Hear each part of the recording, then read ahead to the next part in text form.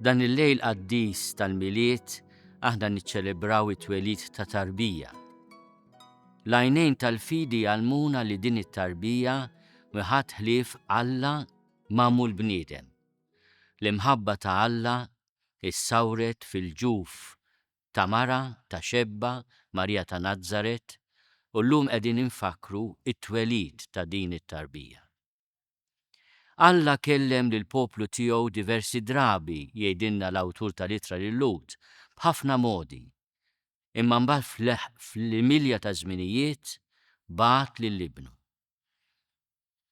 Din it-tagħlima hija importanti ħafna fi żminijiet tal-lum. Alla biex jikkomunika l-imħabba kollha tiegħu biex jifdina bagħat lill-Ibnu. Magħmul bniedem. Ismu huwa Emanuel, Alla magħna. Il-preżenza ta' Alla hija preżenza li stajna narawha, nħossuha, stajna nħarsu lejn tarbija, rajnih jikber fostna. Ta' 33 sena issalla palina fuq is-salib u qam irxoxta mill-imwiet. Ġesu huwa s-Salvatur tagħna. Illum nifirħu bit-twelid tiegħu. Xtaqt naqsam ftit riflessjonijiet f'din is-sena li fiha se ntemmu l-ġublew tat-tama fuq l-użu li nagħmlu tas-social media. Jekk aħna naraw ir-rakkont tal-miliet u nifhmu li Alla biex ikellimna sar bniedem, napprezzaw kemm importanti u għażiża il-preżenza tagħna għal xulxin. Is-social media qed iwasslu wkoll il-kelma tiegħi għandkom. Nirringrazzja lil kull min qed jaħdem f'dan il-qasam biex id-dinja b'xi mod iqarribha lejn xulxin. Imma hemm ukoll il-perikli li aħna ninfatmu mill-preżenza ta' xulxin medijin wisq b'dinja diġitali u virtwali. L-appell tiegħi dan il-miliet u għal aħna nħarsu lejn it-tarbija ta' Betlem, nitalmu li l-preżenza personali, fiżika, ta' għoża, ta' mħabba l xulxin hija prezzjuża.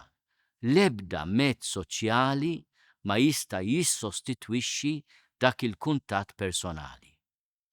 U allura jekk inħarsu lejn l-użu tas-social media fuq livell personali, tajjeb li dan il-miliet nagħtu rigal sabiħ lil xulxin. Lilna nfusna l-ewwel nett billi niddedikaw ftit ħin fil-kalma, fis-silenzju ta' riflessjoni quddiem presepju quddiem ġbija ta' Ġesu Bambin, miftumin minn tant solleċitazzjonijiet, minn tant stediniet, minn tant messaġġi li kultant joħdulna wkoll il-qawwa ta' ruħna u l-paċi ta' qalbna. Kemm familji meta jiltaqgħu jekk jiltaqgħu madwar il-mejda tal-ikel ikunu miftumin mill-preżenza l xulxin għax medijin kontinwament fuq il-mezzi ta' komunikazzjoni soċjali. Kultant mur f'post ta' divertiment jew inkella f'xi restorant u tara l-kulħadd medi fuq l-smartphone tiegħu. Donnu il-fatt li aħna qed niltaqgħu bejnietna mhux biżżejjed biex iferraħna jagħtina l-paċi, il-laqgħa tagħna saret iżjed virtwali u diġitali. Hekk ukoll fis-soċjetà tagħna. Kemm il-darba aħna nużaw kliem qiebes għal xulxin għax protetti mill-anonimat minn għalina tas-social media.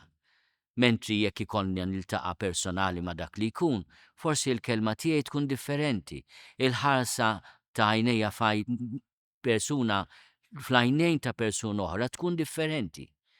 Kemm ħaġa importanti li aħna ma ninfatmux minn dawn il-mezzi umani ta' komunikazzjoni, li aħna nużaw dak kollu li x-xjenza u t-teknika tatina biex niffaċilitaw li nikkomunikaw ma' xulxin, imma ma ninsewx li l-preżenza fiżika l xulxin, l-għoża ta' bejnietna huma valuri umani indispensabbli għal kwalità ta' ħajja tajba tagħna.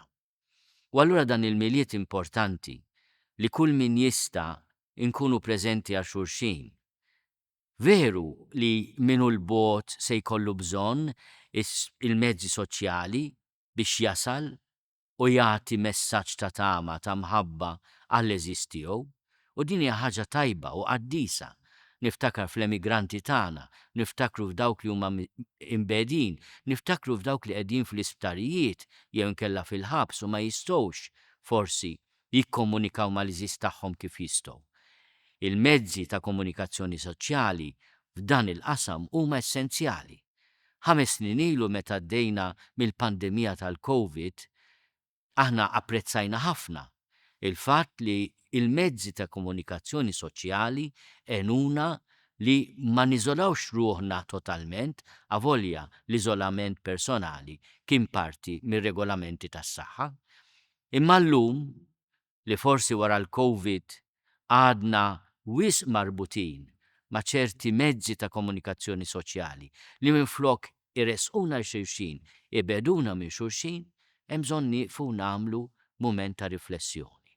Qegħdin ukoll fl-għadba ta' era ġdida fej l-intelligenza artifiċjali, l-AI, se tieħu s-sopravvent, fej dak li minn għalija huwa veru ma jkun veru xejn.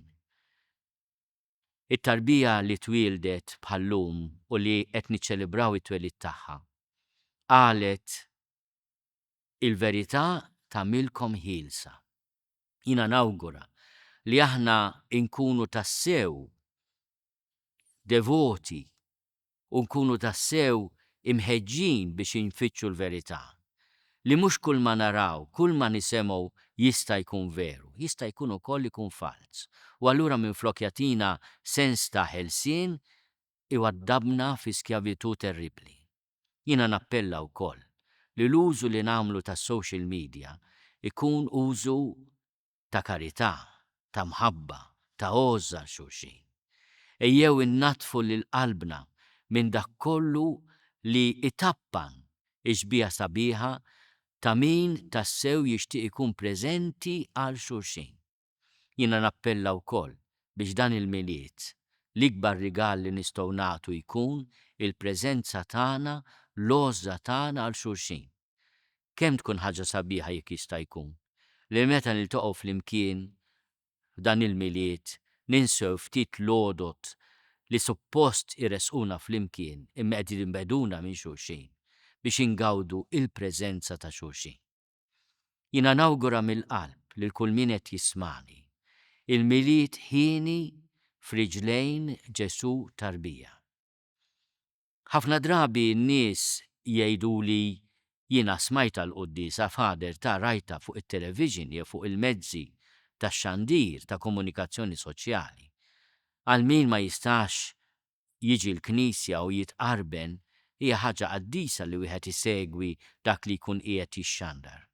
Imma jiena nistiedinkom li dawn il-ġranet tal-miliet nagħmlu l-isforz tagħna biex nersqu lejn id-dar ta' Alla.